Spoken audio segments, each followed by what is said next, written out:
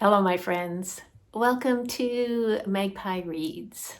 If you're new here, I'm Lindy. I'm really happy that you are here to listen to me talk about books because I'm so passionate about books. I have finished 8 in the past week, lots to tell you about, plus some book-related reading events happening here on booktube. But first off, I want to give you a garden update.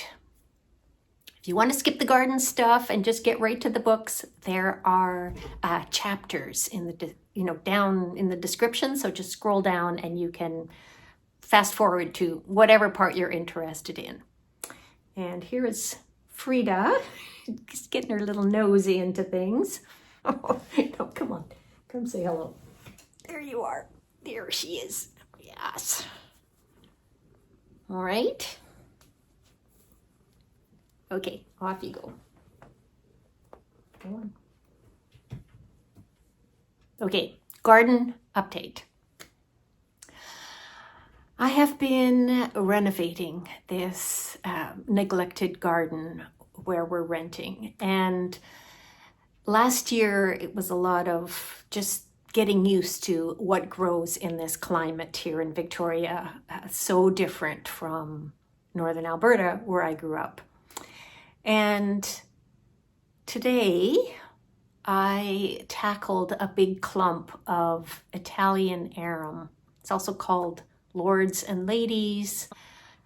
I ended up covering the area with cardboard. We'll see what happens over time because it has lots of little bulbs and it's really hard to get it all out because there's cedar roots in this area.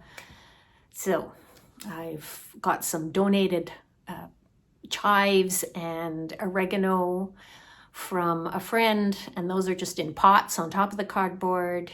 And I have another pot with some rescued BC native wildflowers that I dug up at the same time. And if they survive, I can put them back in there or somewhere else.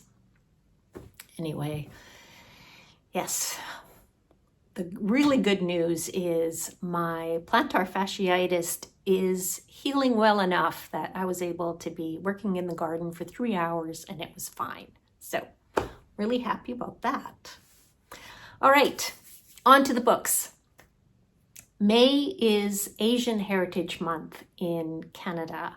So I have been making a special effort to read books by Asian authors. We're talking South Asia, East Asia, Southeast Asia, Western Asia, Central Asia, so all over Asia. And this week I have 5 books by Asian authors to tell you about. And I also looked back right to the beginning of the year and I counted 41 so far this year, counting the ones I'm going to be telling you about today. So lots of Asian authors in my previous videos, if you want to go back to those. Another reading event, so this is a booktube event, Misery May, and it is hosted by Scott of Gunpowder Fiction and Plot and Gemma of Gemma Books. I will include links to their channels down below. And this year they're especially focusing on misery around the world. I've got 5 books this week that I'm counting for Misery May.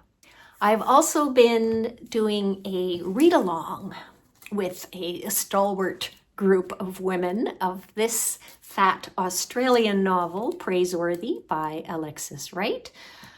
We're nearing the end of our 2nd week, and I'm at page 225, I think, and this is going well. And the interesting thing is that I'm finding ties to Praiseworthy in other books that I'm reading. So you see the donkey on the cover.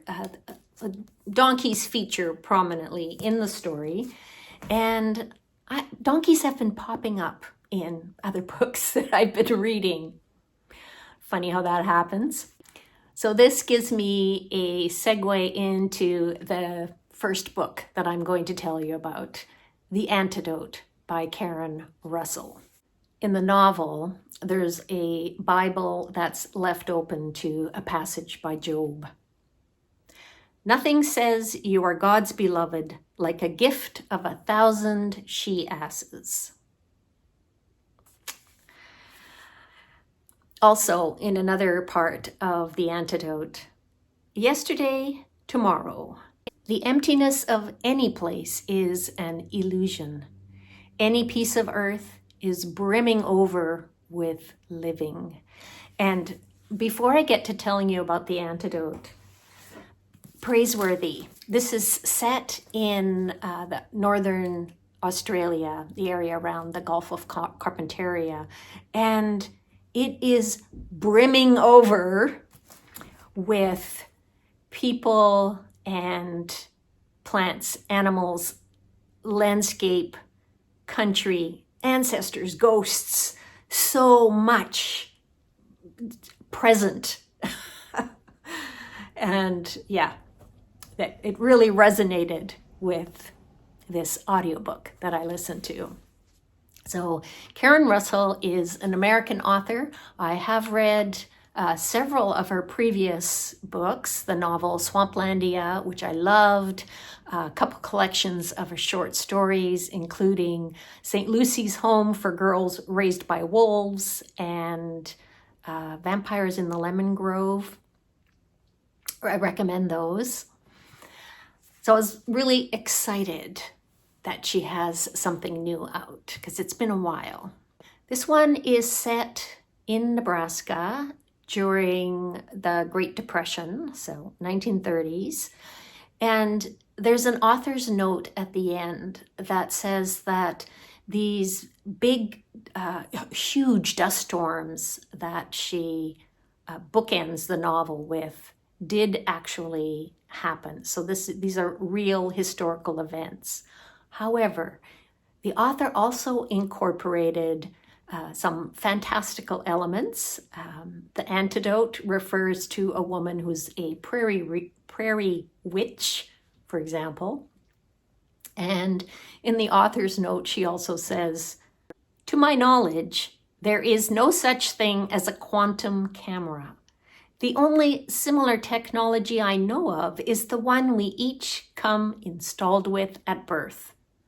Our inner eyes that can see beyond our own lifetimes, our long memories and longer imaginations." This story alternates with different points of view. One of the other characters, besides the witch, is a young lesbian, a basketball player. This is a book that I am counting for Misery May, so here's why. There are some young women who are being mistreated as they're being held in a home for unwed mothers. It's like a prison there. There's the viewpoint of Polish people who were mistreated by the Germans, which is why they ended up coming to the United States. There's the story of the Pawnee people and how they were murdered and displaced in order to make room for settlers. And then there's also a storyline that has to do with missing and murdered Indigenous women and Black women and sex workers.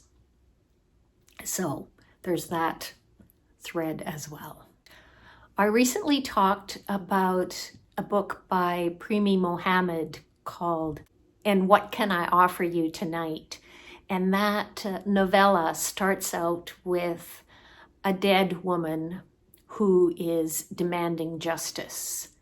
And this scenario happens in The Antidote as well. So the whole issue of culpability, the weight on our conscience, this line, "Shame is a guide if you can direct its light to the next right action." And a thing that I really appreciate about this novel is how it talks about individuals making a difference, persuading people to do the ethical thing, do the right thing. I'll warn you that it does open with a gory scene of cudgeling hares or rabbits. And then shortly after that, there's a fairly visceral scene about that references drowning of kittens. So be prepared, but the author doesn't use these gratuitously. They are important to the story, and you'll see why if you continue with the book. I also appreciate that at the end of the audiobook, there's a what's called a land lost acknowledgement, and it's read by a man named James Riding In, who talks about the history and how the novel illuminates the omissions and mythologizing of history by both the government and white settlers to justify crimes against Indigenous people. Yeah, I really highly recommend The Antidote. Next up is another audiobook, also speculative fiction, but this one is much more speculative. I'm talking about The River Has Roots. It's by Amal El-Mohtar. She's a Canadian author of Lebanese descent, and she co-wrote the book This Is How You Lose the Time War with Max Gladstone, so you might be familiar with that. This story draws on British ballads and folklore. It's a queer romance between a human woman and a non-binary fairy person. And it's a story of sisters and the close bond between sisters. It's a radical retelling of an old tale that's sometimes called The Cruel Sister. When I was listening to this audiobook, I had to stop and listen to Lorena McKennett's The Bonnie Swans, because that's the same story retelling, but instead of being cruel sisters, these are loving sisters. So I really like this version. There's another book that I talked about recently, a picture book, Into the Goblin Market by Vicky Van Sickle. I'll include a link below if you missed that. But once again, that close bond between sisters. And I have sisters, so I like this kind of story. So in this story, the sisters sing in harmony morning and evening to the willow trees that are their family's livelihood, as they make magical things out of the willow wood. And their farm is right on the border to fairyland. And in the audiobook, the author, Amal, and her sister sing, and that music, including flute and harp, is also included. So it is just wonderful. There are also sound effects like water and so on, the wind, I think. Yeah, I listened to the whole thing twice. It was that good. There's also a bonus short story at the end of the audiobook. And this is from a forthcoming collection that Amal has coming out next year. Definitely will be picking that up. So in this world, magic is referred to as grammar. So that gives me a good segue into the next audiobook I want to tell you about, because it's a book about language. Pronoun Trouble, The Story of Us in 7 Little Words. It's by John McWhorter. He's a linguist who has a really entertaining presentation style. He's African American. I've listened to his Language Families of the World and 9 Nasty Words. Recommend both of those as well. So pronouns. He talks about the way that language shifts over time and pronunciation shifts over time. One example that I remember from the book is Billy and me went to the store, and John argues that this is actually grammatically correct, and he says why that is instead of Billy and I went to the store. It's interesting.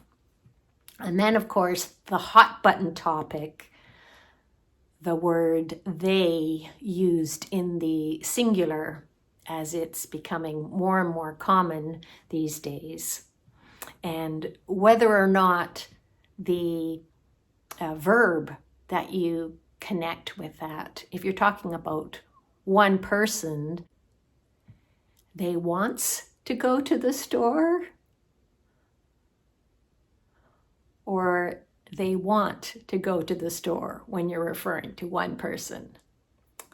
Yeah, that one is still in flux, but it's interesting to hear John's take on it. So, speaking of they, them, and gender fluidity, this next book is one with a central character who is a shapeshifter. Before I tell you about it, though, I want to talk about another readathon. It's the Spoonies readathon for disability awareness, and this is hosted by Emily of Novel Novels and Kat of Brews and Reviews. There'll be links below. So the book, Walking Practice, by the Korean author Dolki Min, translated from Korean by Victoria Caudle. This was recommended by one of my subscribers, and I do not know how to say their name because it's just their handle. Imashtul. I'll type it in here. And Imashtul. You could let me know if you like what what else I could call you. And thank you for recommending this. I'm also counting it for Misery May. This is about an alien who has crash landed on Earth. They are stuck here, and they, with great difficulty, make themselves look human to get about in the world and to feed themselves. That gets kind of gory. There's a horror aspect to this. You can probably imagine what I'm talking about here. But the disability aspect is, it is so difficult for Mumu, the alien, to deal with Earth gravity every step. So traveling on the subway, there's always stairs because the elevator's out, or they get to a building and the elevator's not working, and there's a whole bunch of stairs, and every single step is a challenge. It's funny, it's gross, And I found it so entertaining. I really enjoyed it. It's really a social critique of what it's like to be different from everybody around you. So Dolki Min is also an illustrator, and their illustrations are in here throughout. Images like this, like that, always morphing. The grammar construction is the S version of the verb. The hunter holds their breath. Yeah. Here's another picture. It's short. It's only 160 pages. And if you are up for something a little different, give this one a go. Next, I have a couple of collections of poetry. This is by a young Korean Canadian queer poet. I Cut My Tongue on a Broken Country. It's by Kyo Lee. She was just 16 when she won a CBC poetry contest a couple of years ago. She's only 18 years old now. And her poems are surprisingly mature. Her youth comes through as well, but yeah, I was definitely impressed. She's got at least one poem in here about having blue hair, and interestingly, the form that the alien takes when they aren't shape-shifting into human shape, they have blue hair over their entire body. They also have 3 legs, and it's such a solid tripod way of balancing, and they think that balancing on 2 legs, the necessity for lots of walking practice, is really, really hard. Okay, so back to I Cut My Tongue on a Broken Country.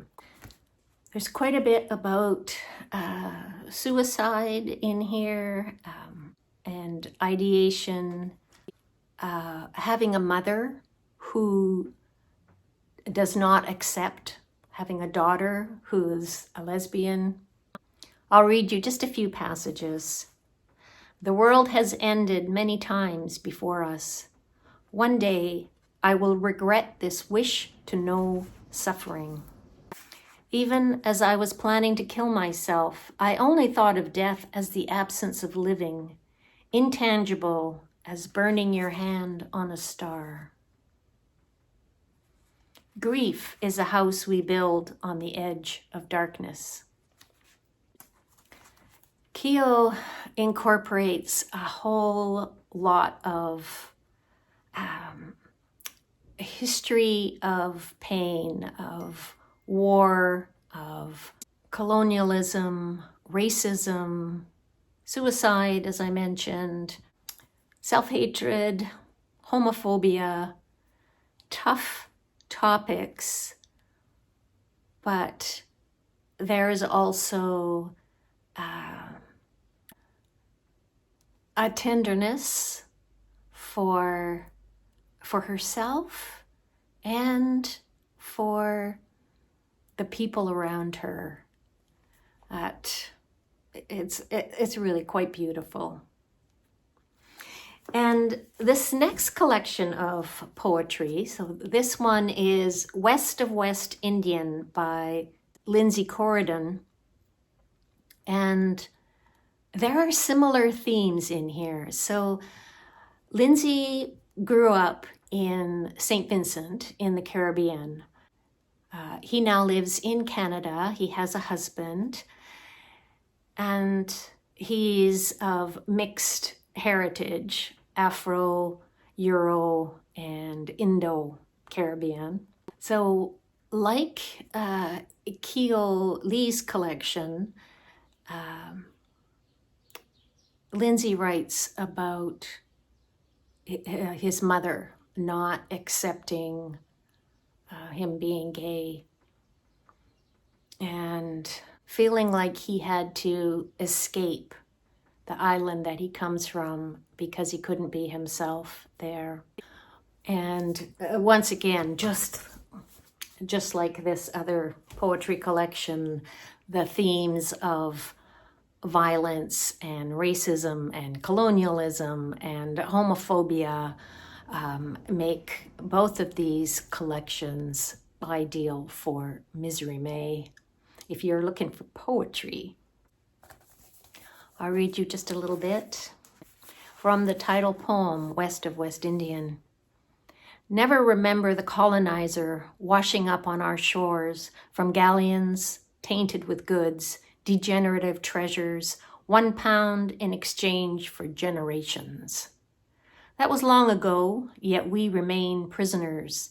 The sterling sits atop our heads as we continue to indulge in self-destructive displays of culture. We islanders love culture, exude it, must internalize all of it, the good, the bad, and the ugly. I'll skip a bit. Let me tell you, what holds value in my next life is that abject piece of me cast out by paradise. What saves me, what will save you, is unappealing currency, more than tired relations, double standards, and paltry promises. Let me remind you that I, that you, that we will never be extinguished.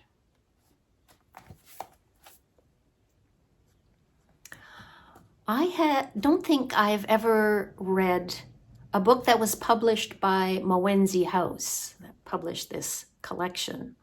So I went to their website and I learned that this publishing house grew out of the Toronto South Asian Review, which is a scholarly journal.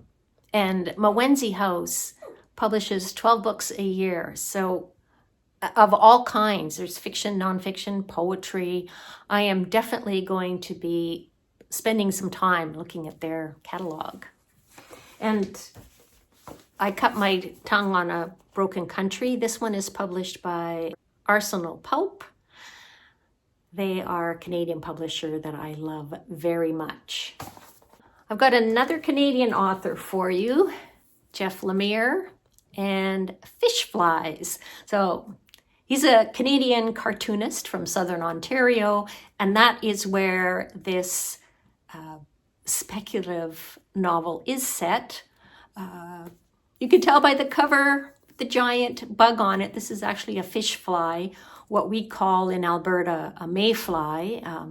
Some places they call them shad flies, but this is a giant one. So I was reminded of Kafka's Metamorphosis. On the back, it's compared to equal parts Tales from the Crypt and Stand By Me. These are 7 trade